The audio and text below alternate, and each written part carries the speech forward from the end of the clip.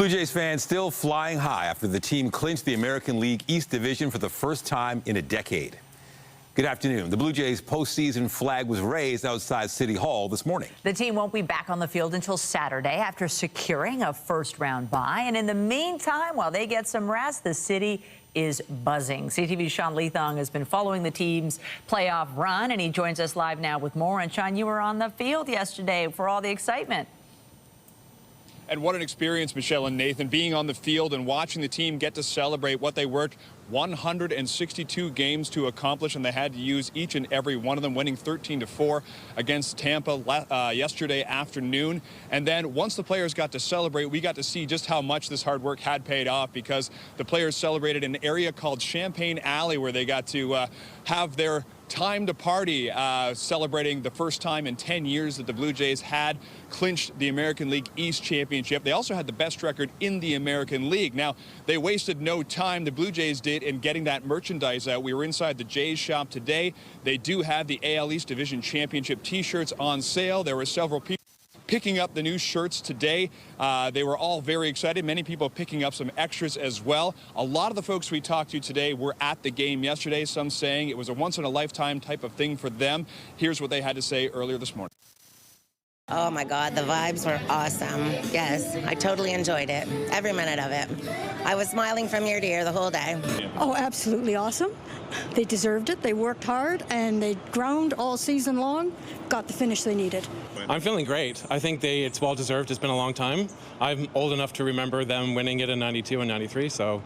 Oh, it was amazing. It's one of the best sports experiences I've had.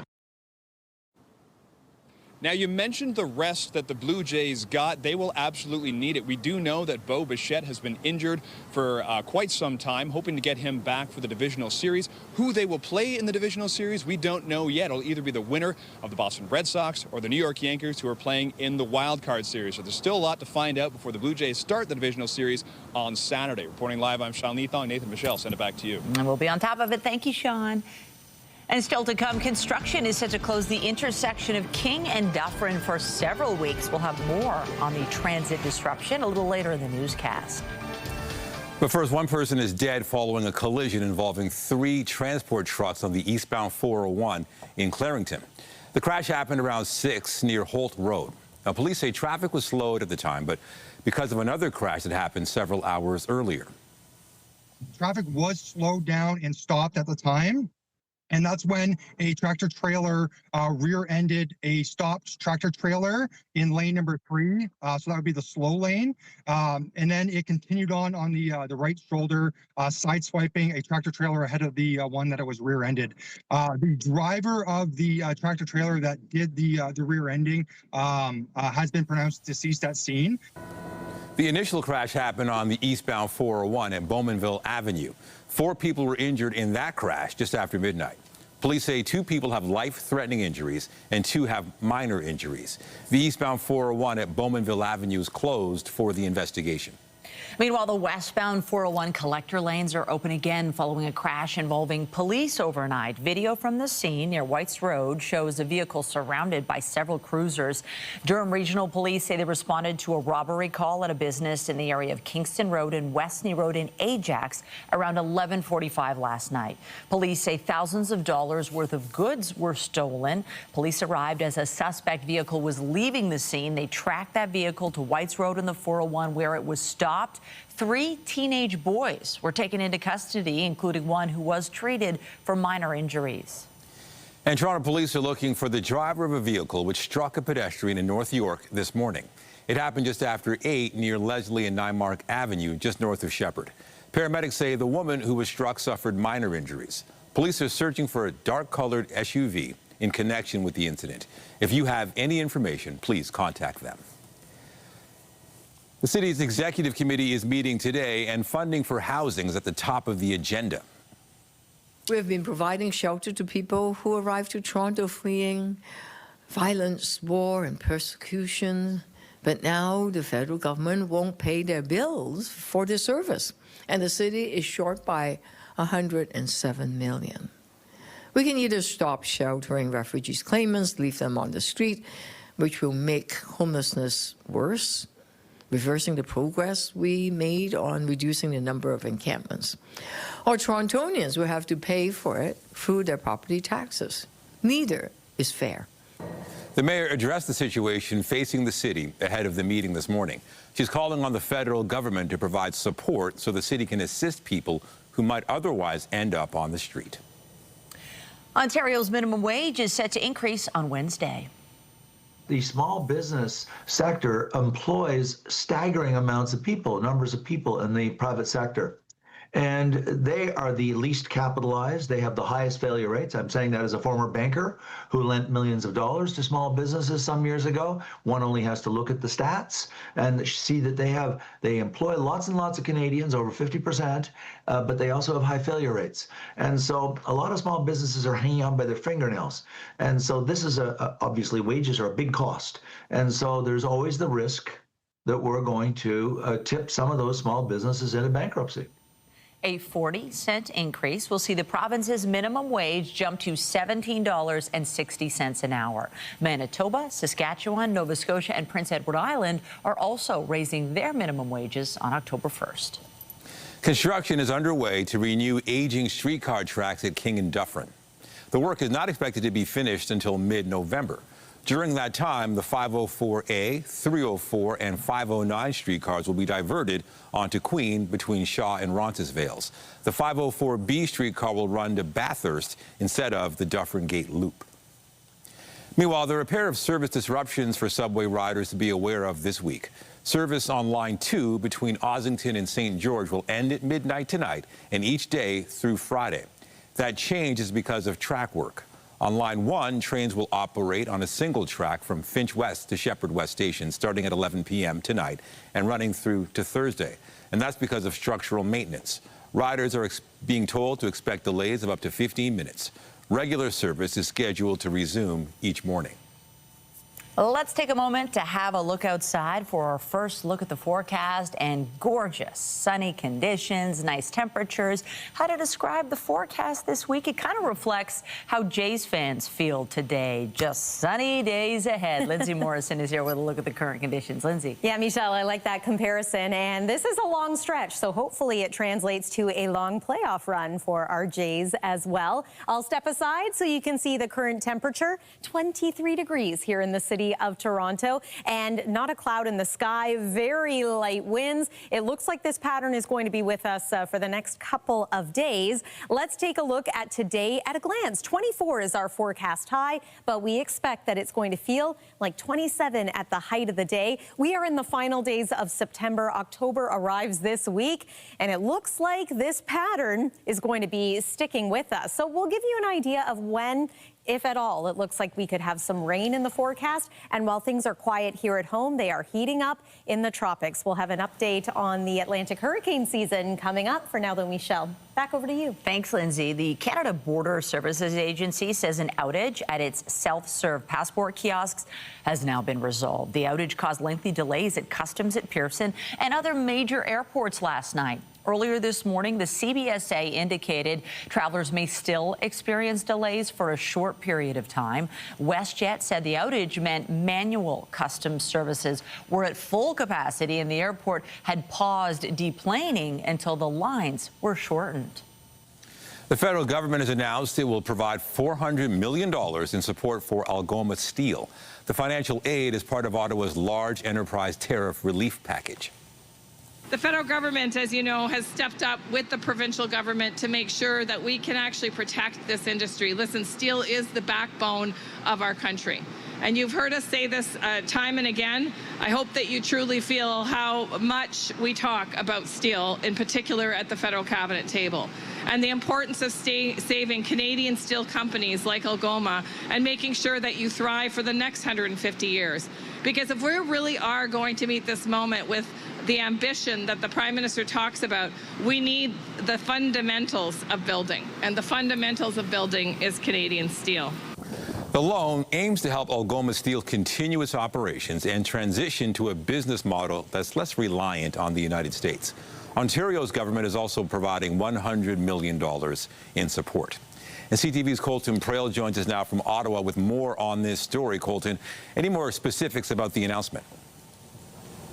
Yeah, Nathan, so this funding is from a new federal body that was created this spring in response to tariffs. It's a $10 billion loan fund that allows companies who are being impacted by tariffs or even potentially impacted impacted by the potential of tariffs is a better way to frame that, to access this funding. It's primarily for larger companies. The minimum threshold is $30 million in loans. And what these are is they're low interest, long term, but there are contingencies. There are also caveats that come with these loans. And the biggest of which is the requirement that this funding be used in part for worker retention. That caveat is also tied to the Ontario government's funding as well. So in this total $500 million package, part of this is ensuring that there are not layoffs at Algoma. And that is an important thing to point out because this is the country's only independent steel producer. There are more steel producers in Canada, but all of those are either subsidiaries or partially owned by American companies. No other steel producer in the country is purely Canadian owned. And you saw in that clip that you just played of the jobs minister, there is an acknowledgement of the national security vulnerability that exists if Canada does not have at least one company that is, fully controlled by our country when it comes to producing defense industrial base, but also taking part in the major projects that exist. And so this funding really used to ensure that they are able to withstand the current impacts of those 50% tariffs on steel that the U.S. has implemented. Algoma today saying that this provides them the financial flexibility and essential liquidity to be able to navigate this time frame because 60% of their business prior to this was going south of the border, and at 50% tariffs, they say that market has been basically closed off to them. So all that money is expected to help, but how would Algoma Steel become less reliant on the U.S.?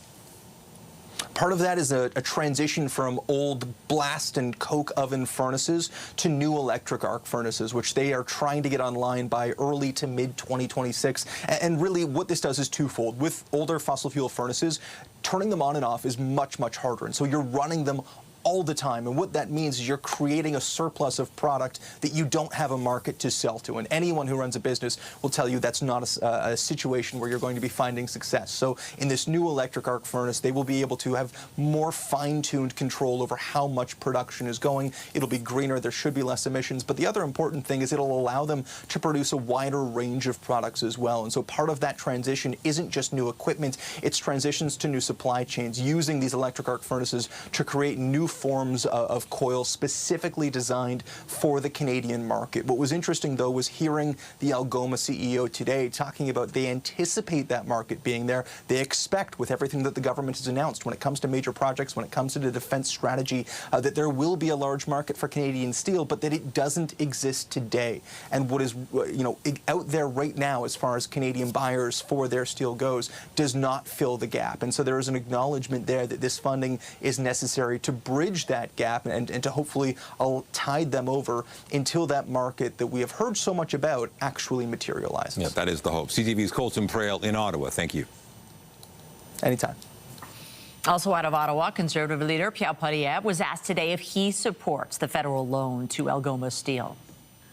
Canadian steel workers deserve job security, and Canadians need a strong steel sector. Steel is literally the bones of an industrial economy and of our national security. We can't lose steel jobs. Unfortunately, Mark Carney has failed. He broke his promise to, quote, negotiate a win with President Trump. Instead, since Carney took office, he has allowed the Americans to double tariffs on Canada. Now, it was him that promised that he would have elbows up and stop the steel tariffs. But he's broken that promise, another Liberal bait and switch. There's one tariff that Mark Carney could get rid of on Canadian steel today, and that is the industrial carbon tax. Poilievre says the industrial carbon tax will shut down the entire steel sector. He insists there has been a decade of deindustrialization under Liberal taxes and red tape and says it cannot continue. In New York, Canada's Foreign Affairs Minister addressed the UN General Assembly. Russia's aggression, attacks on civilians, and abduction of children are flagrant violations of international law.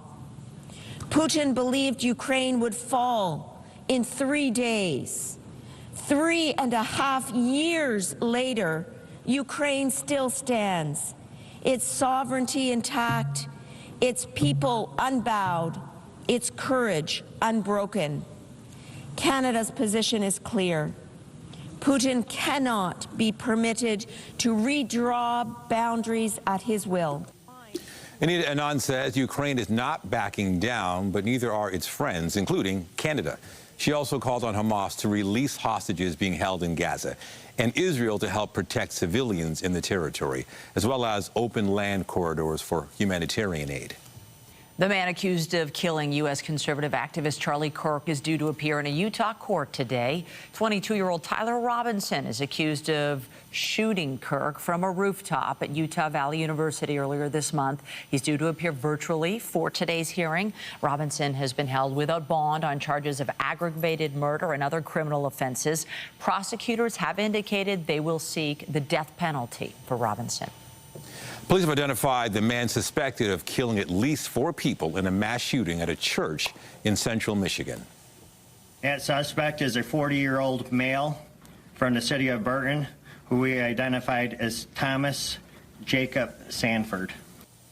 On Sunday morning, a man crashed his vehicle through the front doors of a Mormon church in Grand Blanc Township, about an hour northwest of Detroit. He then opened fire inside before setting fire to the church. The suspect was later killed in a shootout with police. 8 others were sent to hospital. Police say the suspect was a former U.S. Marine from a nearby town. They've not given a motive for the shooting. Israel's prime minister is at the White House today after Donald Trump said there is a real chance for greatness in the Middle East and insists all are on board for something special. Mr. President, do we have a deal, sir? Trump, are you confident, sir, there'll be peace in Gaza anytime soon? The U.S. president has proposed a deal to stop the war. It reportedly includes an immediate ceasefire, the release of all hostages within 48 hours, and a gradual withdrawal of Israeli forces from the Gaza Strip. The agreement also calls for an end to Hamas rule of Gaza and the disarmament of the group. Well, back here at home, voters are heading to the polls today in Ward 25, Scarborough Rouge Park. They'll be casting ballots in a by-election to fill a vacant council seat. CTV's Natalie Johnson has been following the election race and joins us live with more on this. Natalie. Hi, Nathan. Well, it is a beautiful day for a by-election out here in Scarborough Rouge Park. Hundreds, thousands of residents are casting ballots for their new city councillor to replace Jennifer McKelvey, who stepped down after winning a federal seat in the last election. She is now the Liberal MP for Ajax. This is a massive ward geographically. It runs along the eastern flank of the city from Steeles all the way down to the lake. There are 20 candidates vying for this council seat. We caught up with a few of them this morning. Here's what they had to say. The president wants somebody who can get back to City Hall and make City Hall listen to Scarborough. That's the most important thing that we are hearing, that we've been neglected, we've been disrespected as a community, and they want somebody with an experience like me to go back and make sure that City Hall listens to Scarborough's needs and acts on those needs. At the doors, what we're really hearing is concerns over public safety, concerns over services that need to be improved, especially around things like snow removal. A lot of residents have discussed that the last few years have been really brutal, especially for our seniors when it comes to, getting themselves out of the driveway, which, you might think are just simple things, but for a lot of people that really impacts their quality of life. Well, the only candidate that's born in this ward, raised in this ward, lives in this ward, it'll be very exciting for me to represent the community that I live and serve, and I'm excited what's going to happen tonight, and I'm very pumped at the type of work that we can do to keep things moving, especially this traffic here on Morningside. It's a major artery to the highway, and we want to get traffic moving. I think it's incredibly important for voters to have somebody represent them that lives amongst them and lives with the decisions that they make at City Hall, just like their neighbors.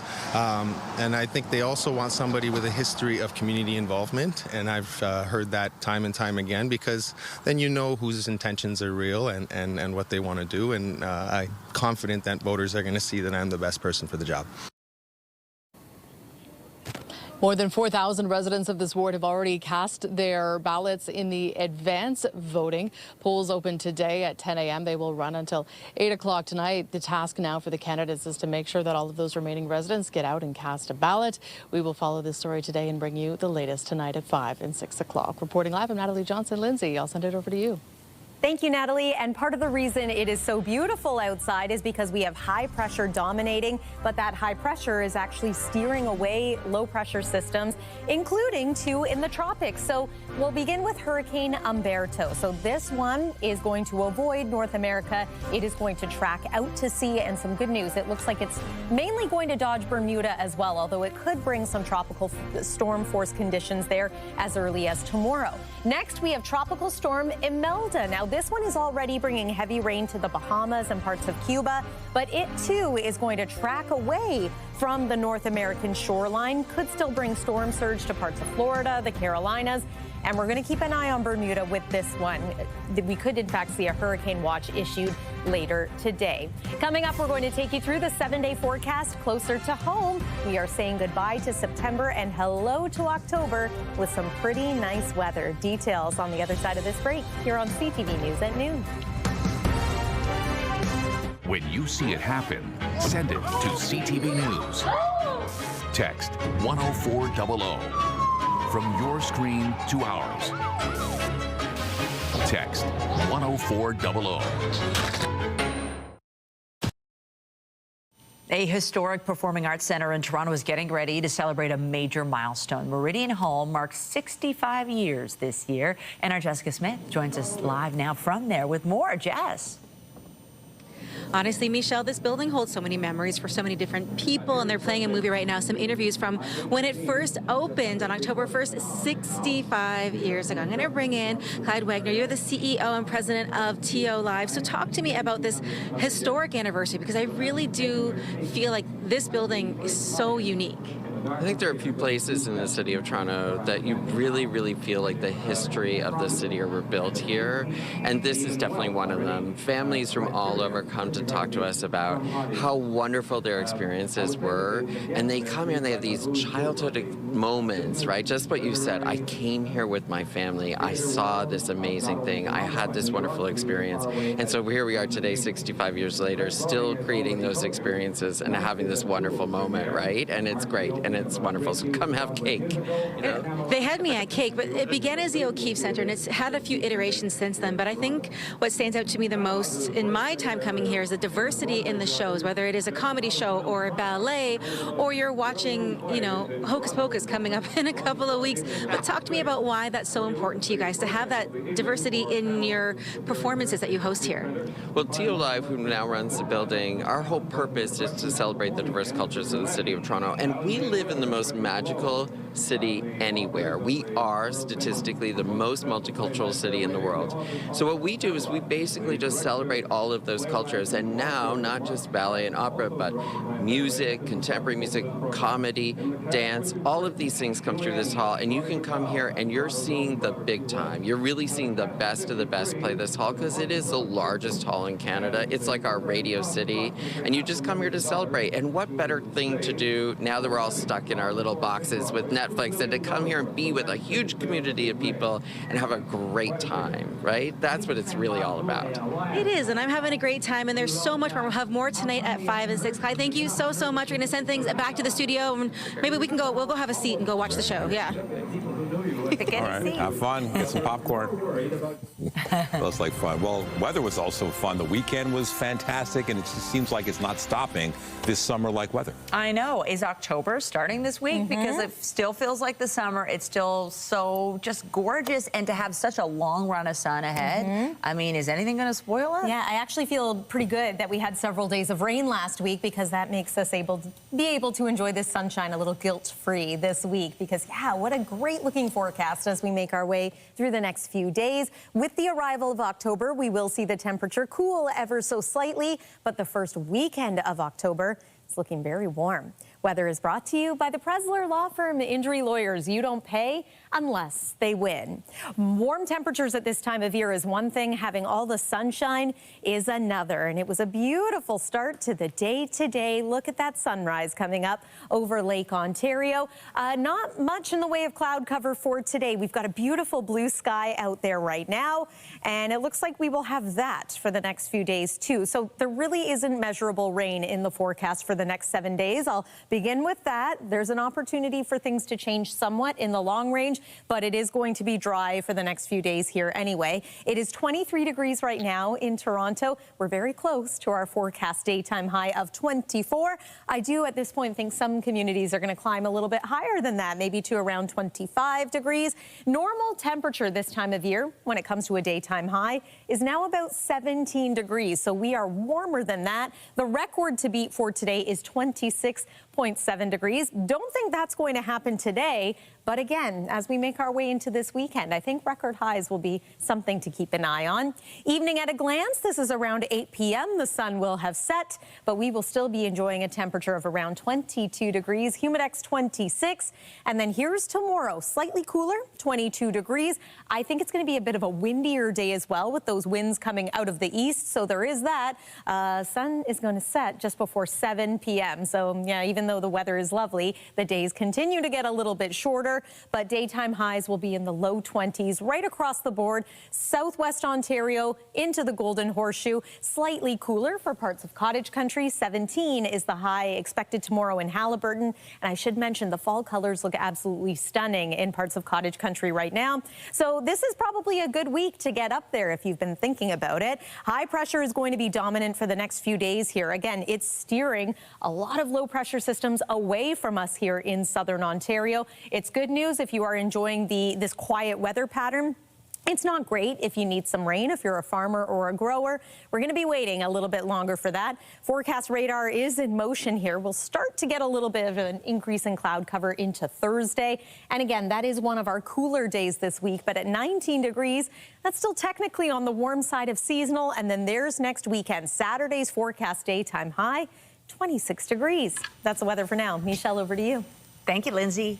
Well, the Raptors addressed the media today ahead of their upcoming season. Players and coaches offered their thoughts ahead of the start of training camp. CTV's Rahim Ladani joins us live from Hotel X with more already basketball. Yeah, Nathan, it already is that time of year. You know, Media Day is a lot of fun because we get to chat with the players. Everyone's healthy, and there's a lot of optimism and motivated players. Now, for the Raptors, it's no secret that they're looking for a fresh start. The team only won 30 games last season. They've missed the playoffs for the past 3 seasons. However, during this offseason, the team made 2 major changes.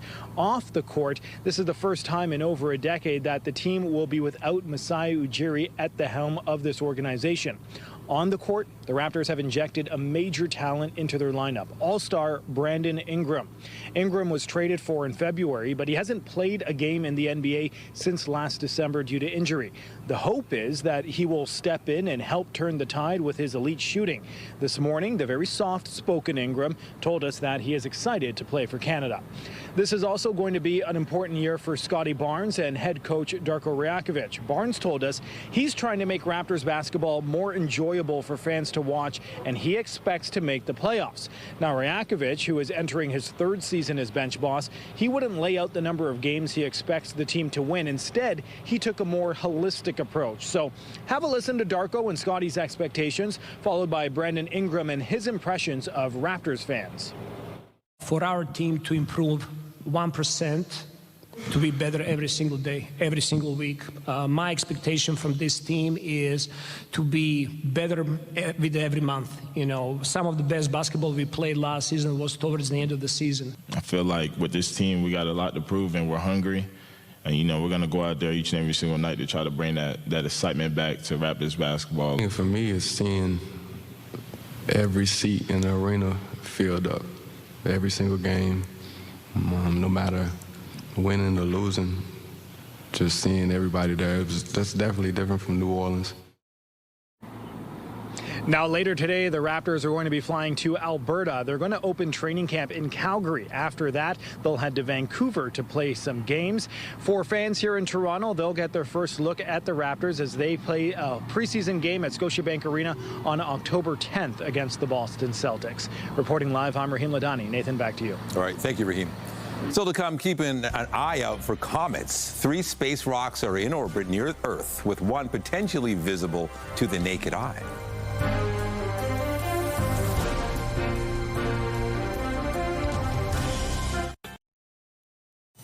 Astronomers are giddy with the news that 3 comets are currently nearby, and with any luck, one of them might even light up the Halloween sky. Ooh, and for more, we're joined by CTV science and tech specialist Dan Riskin. Dan, can we see all of these? We don't know. I mean, okay, there's 3 comets up there. 2 of them, no chance. They're there, and that's nice, but one of them, there's a chance that we're going to be able to see this thing. It's already gone through perihelion, which means it's gone around the sun. It did not rip apart, and now it's slowly brightening, and its brightening trajectory is such that if things continue the way they have been going, we should be able to see this comet around Halloween time in the sky. So everybody should be picking Halloween costumes that are sort of comet-themed, I hope. Ooh. But there's a great quote about comets, that they are like cats. They have tails, and they do what they want. And so you can't predict with certainty that this thing is going to continue brightening. It may just fizzle out and all of a sudden start going dark. So we don't have any promises for you, but let's keep an eye on the sky for this comet, which was discovered by an observatory called Lemon, and so I'm sure that'll be its nickname. It'll be called Comet Lemon. So it's not yellow, it's not shaped like a lemon, but with any luck, you'll be able to see Comet Lemon in the sky. All right, great comparison to the cat, too. So NASA had previously said that Artemis 2 was going to be launched in April. Yep. This is the one with, 3 Americans and a Canadian going around the moon. But now they're saying it'll be earlier than that, February. What do you make of that timeline? Yeah, so it may be February. They're not committing to that timeline, but they are saying just free up your calendar just in case you want to go to a rocket launch. And let me tell you, this is a rocket launch I very much want to go see. This is Jeremy Hansen, Canadian, with 3 American astronauts, would go up, go around the moon, and come back. This would be, I mean, it is so much farther. We think of the International Space Station, we think, well, that's space, right? But this is like 1,000 times farther away. It is really, it'll be the farthest that humans have gone from the Earth ever.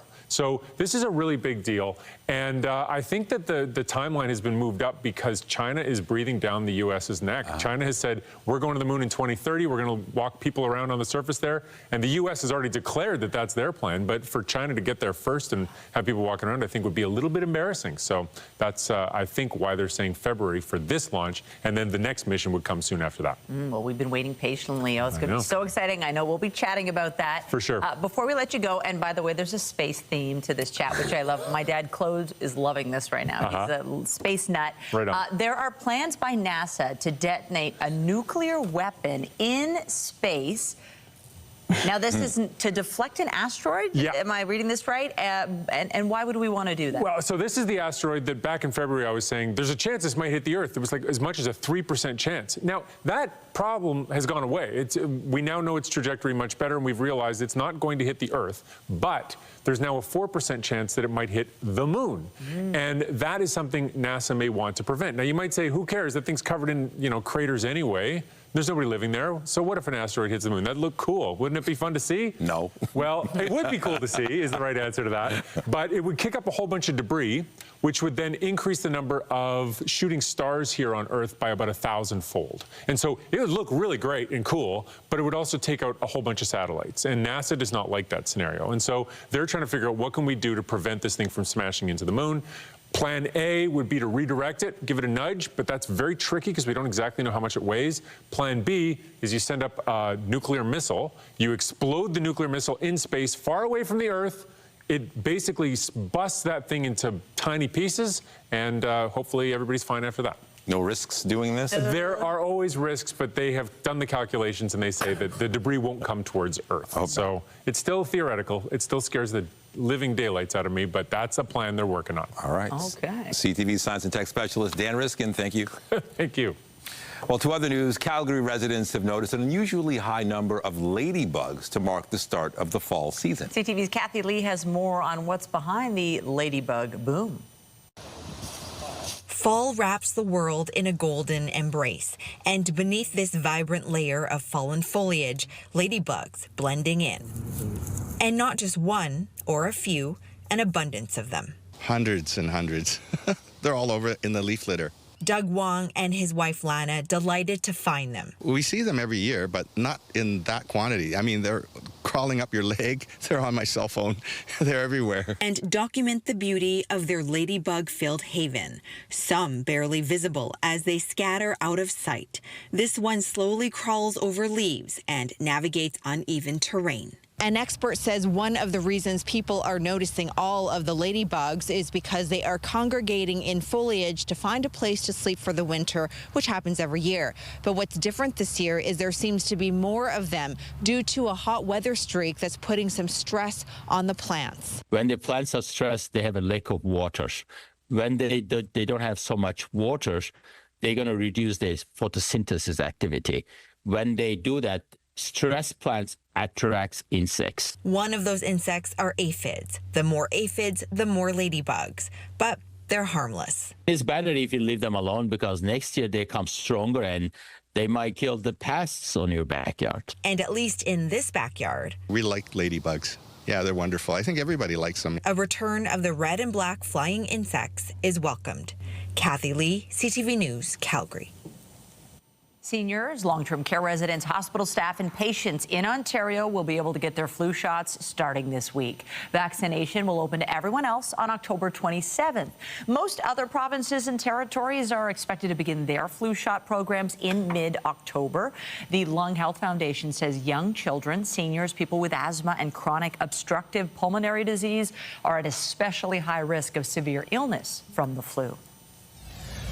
Still to come, Bad Bunny will be performing at this year's Super Bowl halftime show. We'll have more reaction to his selection when we come back.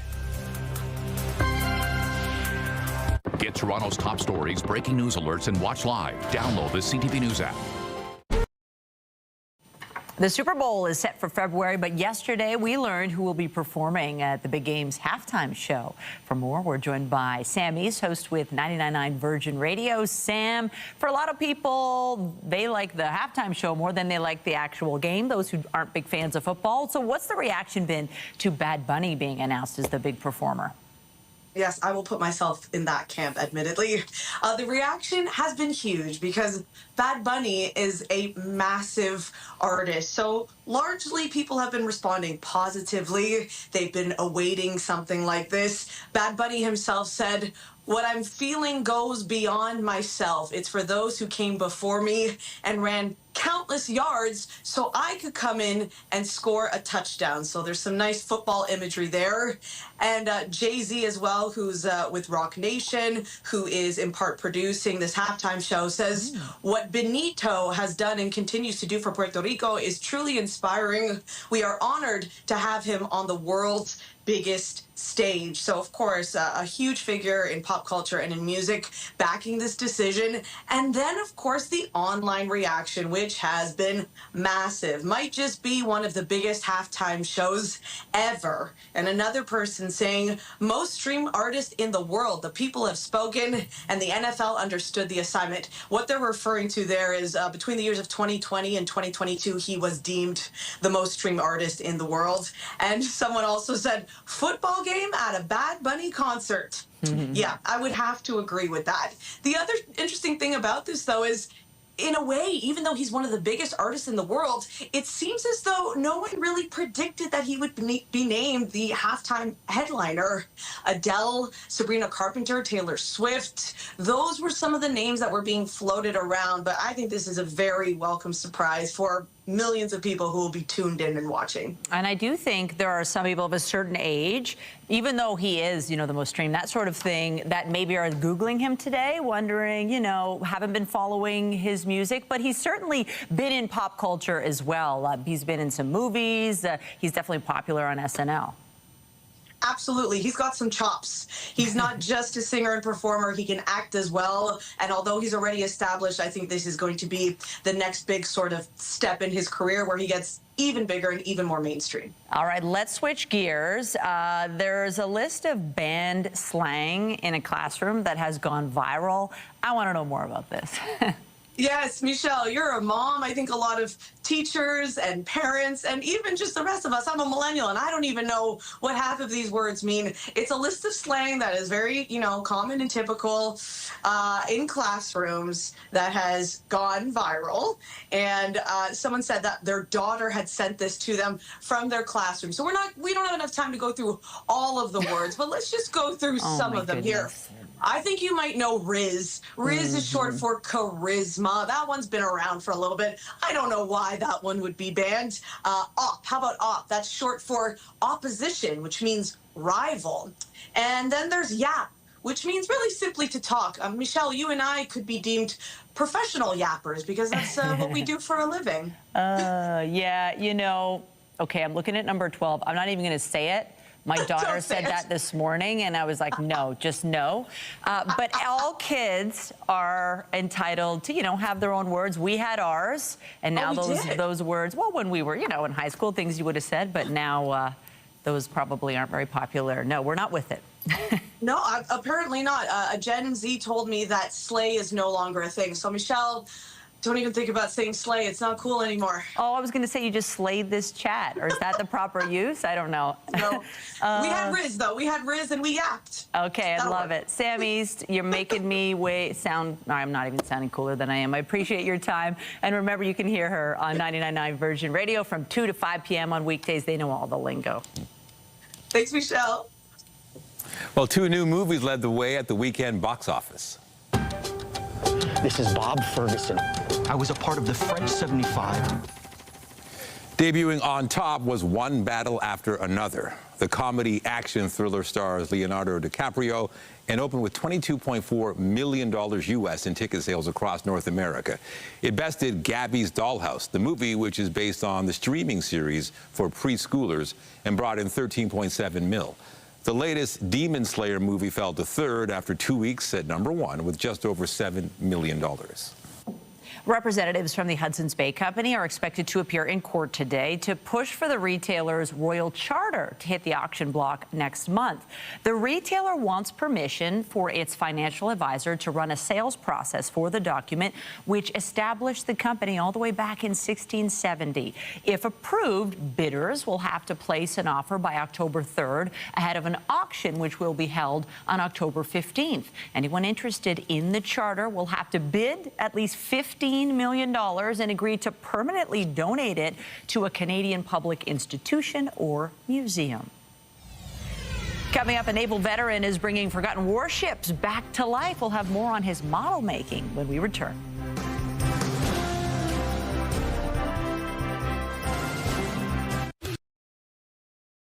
A Canadian naval veteran found a unique way of overcoming adversity while also being of service. Now his hard work is set to be displayed in museums across the country. CTV's Adam Sawatsky has more.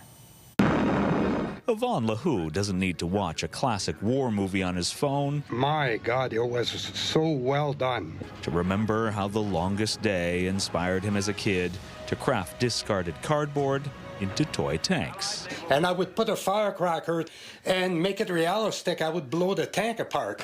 Yvonne never outgrew his interest in the military, and at 19, enlisted in the Navy. So I've never seen the ocean before, and this would be a great thing to see the world. While he proudly served at sea for the next 30 years, Yvonne started struggling after he retired. I was suffering from trauma and PTSD. My brain started playing tricks on me. Until he happened upon this picture of a Second World War ship that he couldn't get out of his head. Wow. The ship was named after my own town, and I didn't know about this. But Yvonne did feel, for the first time in a long time, inspired. I says, I'm going to build it. Had you ever built anything like this before? No. So he thought of how he once was as a kid, before contacting a naval museum, requesting a copy of the ship's blueprints, and started handcrafting countless components from wood and began building a boat from scratch. The light bulb comes on, and I says, yes, and it works. And after spending almost 500 hours in his garage, Yvonne felt transformed. I was pretty amazed with myself on how it turned out. So he made 8 more, supporting his recovery and inspiring a renewed sense of purpose through service. To build as many lost or forgotten Canadian warships and bring them back to life. And now Yvonne's donating his first model to his hometown and the others to museums to honor the sailors who worked on them and inspire the civilians served by them. They all have a story to be told. Adam Sawatsky, CTV News, Surrey. Well, here in Toronto, you could go for a boat ride. It is just beautiful out. Yes. We have the sunshine, we have the warmth, and it is it's smooth sailing for the whole week. It's sticking around, this pleasant weather pattern. So get outside today if you can. Enjoy really the next couple of days. I encourage you to do just that. Let's talk about tonight. Even though our daytime temperatures are several degrees warmer than normal right now, overnight, we are a little bit closer to where we expect to be this time of year. And part of the reason for that, the clear skies. We don't have the cloud cover acting as an insulated blanket. So 11 for the low tonight. Tomorrow's forecast daytime high is 22. Still warmer than normal, but a little bit cooler than today. Next 3 days, take your pick when it comes to going apple picking. Really, any day is going to be pleasant for spending time outside. Might need a light cardigan or jacket in the morning hours Wednesday or Thursday. But this weekend, don't think you're going to be needing an extra layer. It is going to be warm for the first weekend of October. Nathan and Michelle. All right, looking forward to it. And that is CTV News at noon. Remember, you can get Toronto's breaking news all day long on CP24 and at ctvnewstoronto.ca. For Lindsay Morrison and all of us here, have a pleasant afternoon. I'm Michelle Dubé. And I'm Nathan Downer. Be sure to join us later for CTV News at 5 and 6. Have a great afternoon.